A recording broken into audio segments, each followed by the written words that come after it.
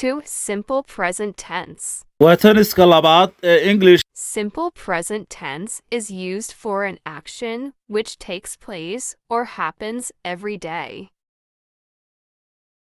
Simple present tense waxaa loo isticmaalaa fal dhaca maalin kasta ama fal dhaca maalin walba. Formula: qaacidada subject plus verb plus s plus s plus is plus object. he, she, it waxay qaadanayaan does. I iyo we iyo they waxay qaadanayaan do.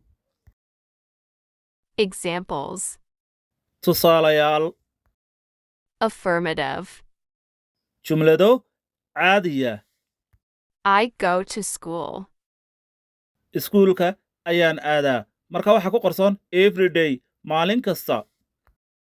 He goes to school.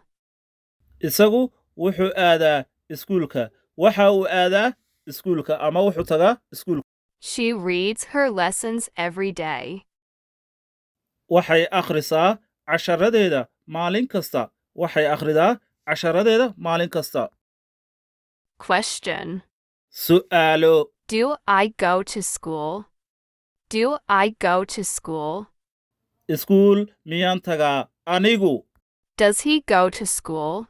Does he go to school? iskuul miyuu tagaa isagu? iskuul miyuu tagaa isagu? Does she read her lessons every day? casharadeeda miyay akhrisataa maalin kasta? casharadeeda miyay akhrisataa maalin kasta? Negative. halkanna waxaan ku arki doonaa diidmada.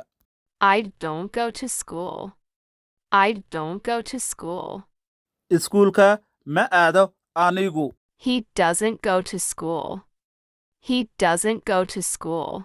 isagu iskuulka ma aado ama ma tago iskuulka. She doesn't read her lessons every day.